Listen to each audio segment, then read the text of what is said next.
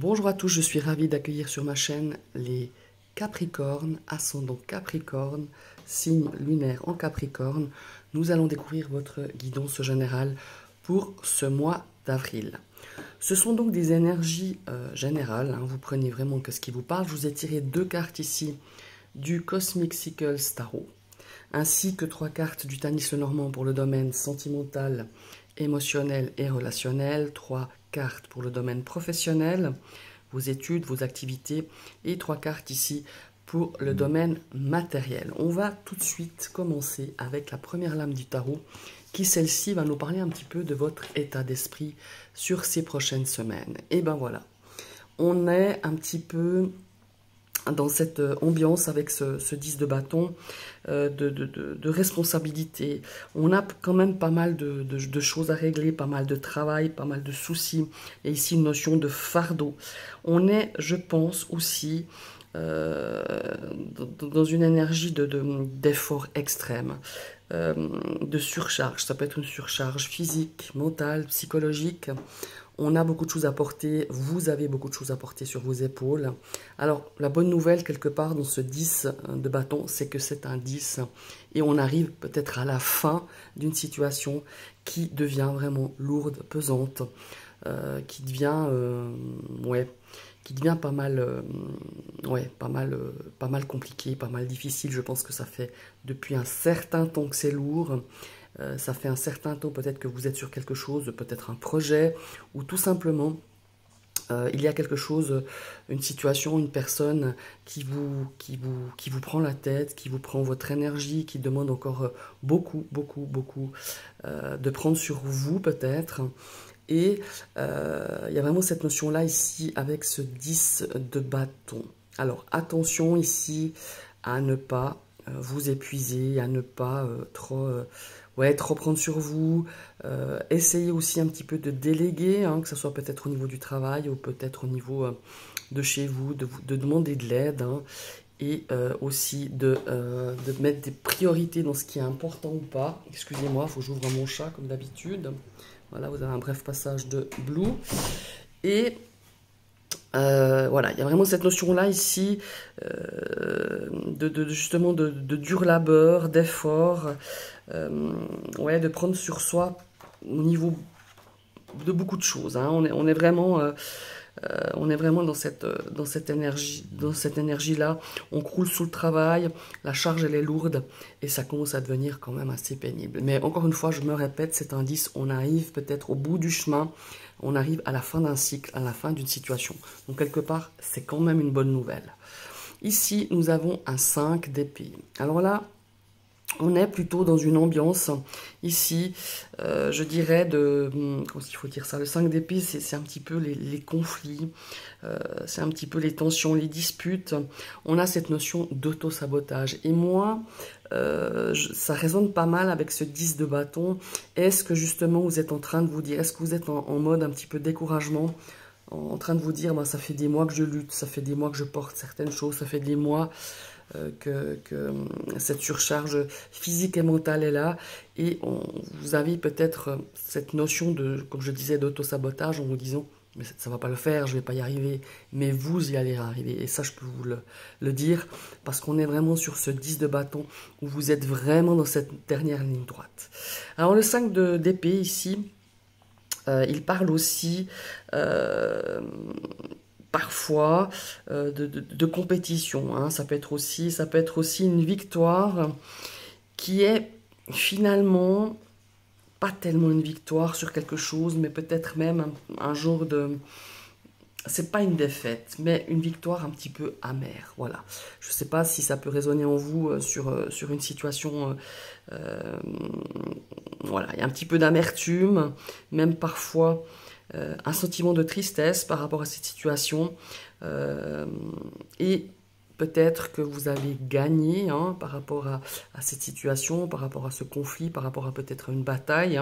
Ça peut être une bataille psychologique aussi, une bataille judiciaire. Après, vous prenez ce qui se passe en vous, vous adaptez à votre situation, je dirais. On a peut-être gagné avec ce genre de carte, avec ce 5 d'épée, mais on est en train de se demander, vous vous demandez si ça en valait vraiment la peine. Voilà. Ça peut aussi représenter une tentative qui malheureusement va se solder par un échec où c'est déjà, c'est déjà effectif. Enfin voilà. Le 5 d'épée, enfin, en carte conseil, souvent je vais la prendre en carte de conseil justement. Peu importe le cas hein, que je viens de citer, que ce soit une défaite, et puis voilà, que ça se représente par un échec ou que vous avez peut-être gagné, mais on est un petit peu triste, on est un petit peu amer, et voilà, que ce soit le cas ou l'autre, essayez de redémarrer, de regarder en avant et essayez de réparer ce qui peut être réparé. Et ma foi, tournez-vous vers l'avenir. Voilà, il faut quand même aller de l'avant, quoi. Par où, même si vous avez perdu, même si vous avez gagné, puis vous sentez que c'est pas top, vous vous sentez pas vraiment serein, et ben essayez de regarder l'avenir, essayez d'aller de l'avant. Il y a vraiment cette notion-là. Voilà, c'est un petit peu, comment est-ce qu'il faut dire ça voilà, ça résonne quand même avec un conflit, on est peut-être un petit peu même dépité, on est peut-être parfois en train de se dire mais est-ce que j'ai bien fait, on a peut-être un petit peu de regret, voilà, il y a vraiment l'enseignement aussi qui est aussi important à retenir avec ce 5 d'épée, c'est d'en tirer simplement un enseignement, quoi, hein, ça c'est sûr, d'en tirer un petit peu une leçon, voilà, et puis de ma foi,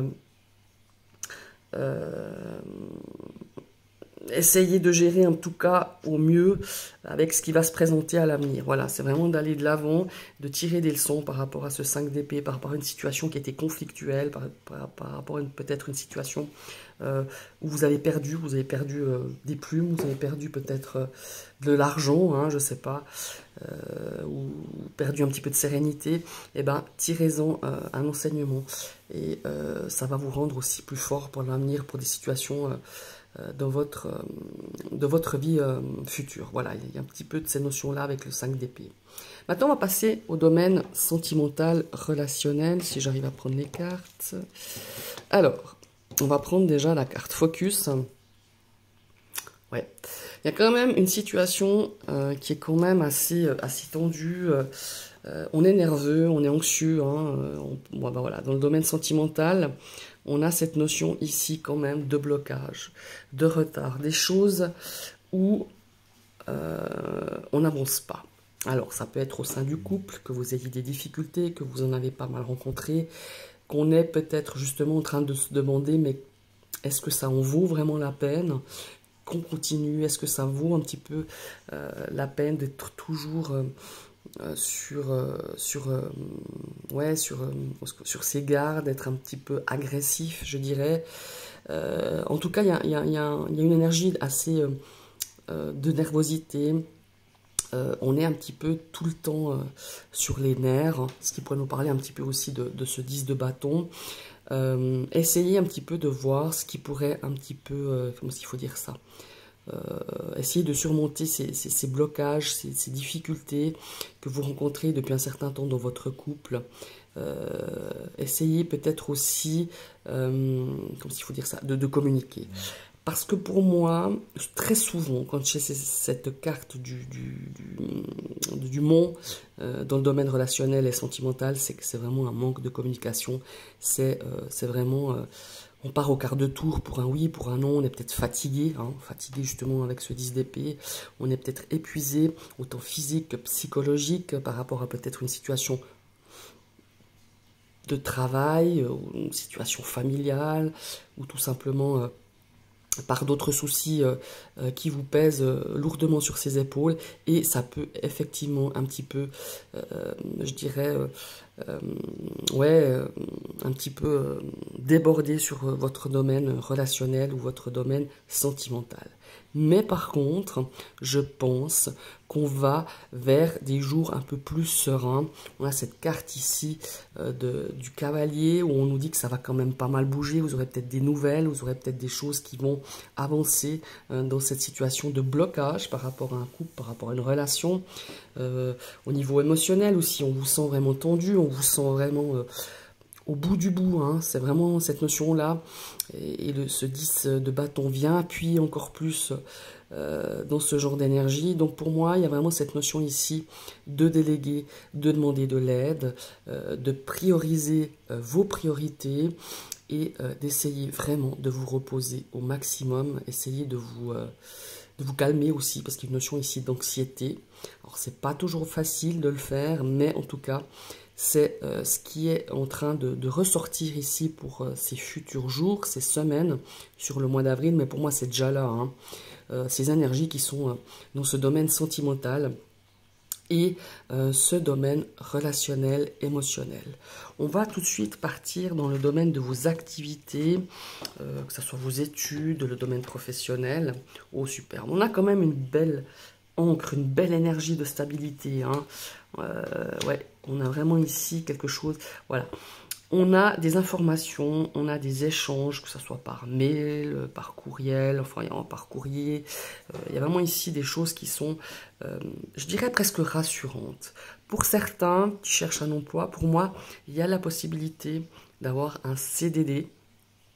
Peut-être au niveau, je sais pas, au niveau peut-être d'un métier par rapport à la clientèle, ou peut-être dans un métier plutôt féminin. Alors entendons-nous, on n'a plus tellement de métiers féminins ou masculins, mais peut-être quelque chose qui est en relation avec les gens, peut-être aussi en relation avec la féminité, peut-être dans des métiers d'esthéticienne, coiffure, voilà, tout ce qui est en rapport un petit peu, qui tourne autour de la féminité.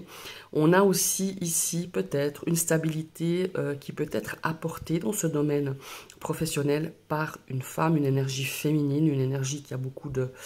une personne qui a cette énergie intuitive, qui est une personne qui est bienveillante, une personne, ça peut être vous hein, aussi, mais c'est plutôt quelqu'un qui gravite autour de vous, quelqu'un qui pourrait vous amener cette stabilité au sein de votre domaine professionnel. Ici, je pense aux étudiants et étudiantes.